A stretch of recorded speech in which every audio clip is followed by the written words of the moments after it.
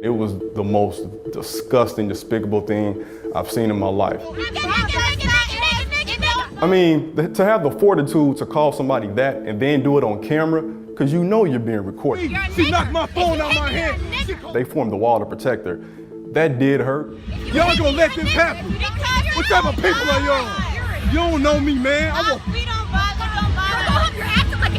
The moment where what everybody saw that immediately disgusted them was when she spit. What did you call my wife? Give me your name too. Give me your name. Honestly, at that point, kind of just went blank.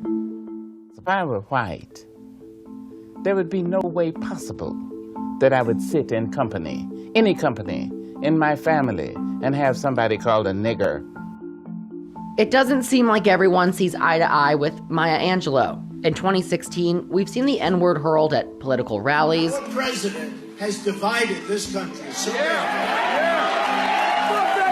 Within police departments. Text messages recovered by detectives investigating a former San Francisco police officer show slurs against African Americans. And even on a pageant queen's Twitter profile. I was just kind of embarrassed, ashamed, and just amazed that I actually at one point in my life thought it was okay to use that word, because it's never okay.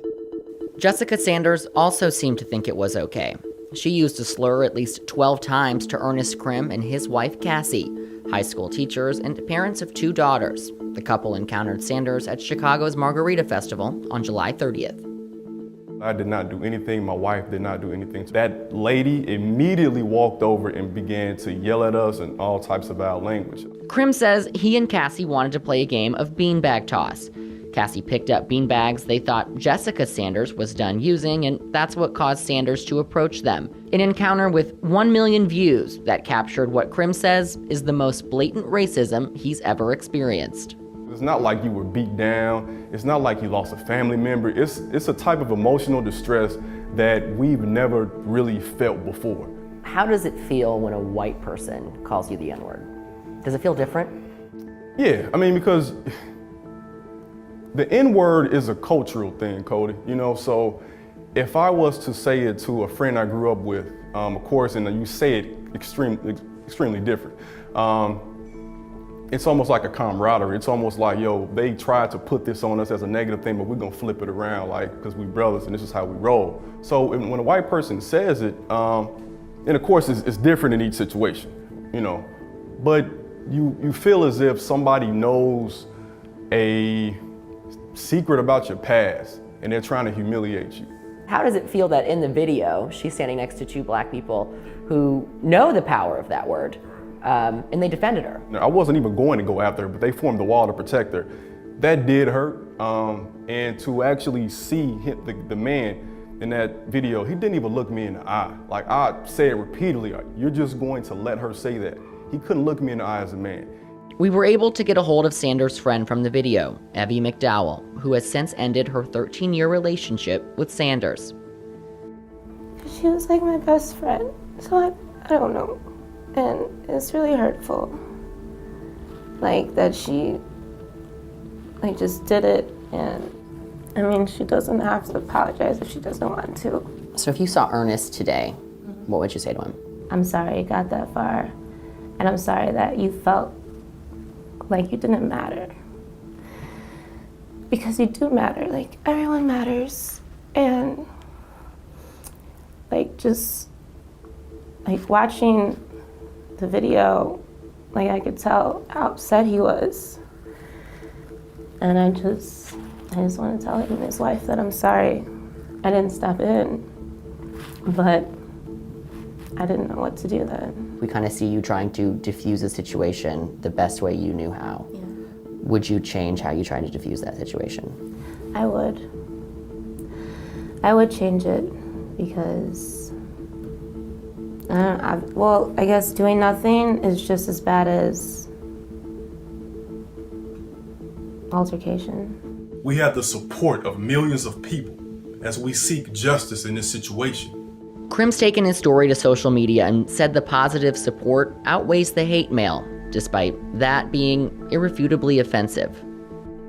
Does this experience change your view of people? What she did to me is not going to make me hate white people.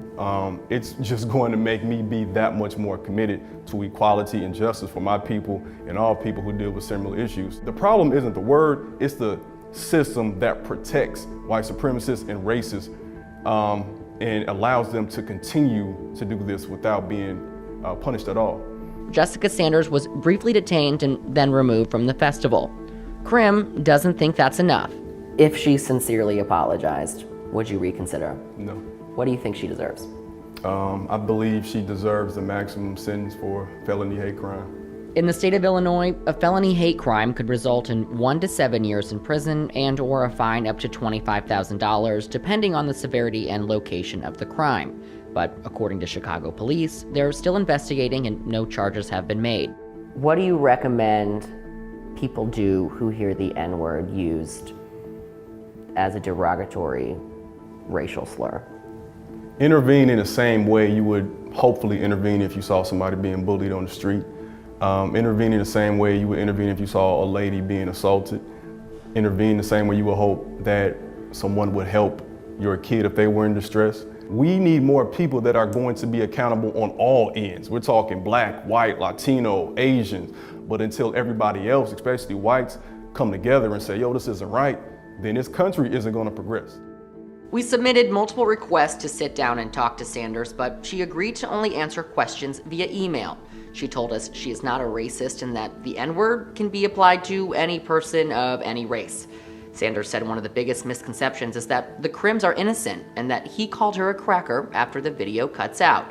We asked Ernest about that, and he admitted to calling her that minutes after he stopped recording her racist rant. He said his use of the word wasn't meant to be derogatory, but as a reference to the word's origin, which stems from slave owners cracking the whip on a slave's back. Sanders had no message for Ernest Graham, but said if she could do it over again, she would have let the Krims use the beanbag and walked away. For Newsy, I'm Cody LeGros.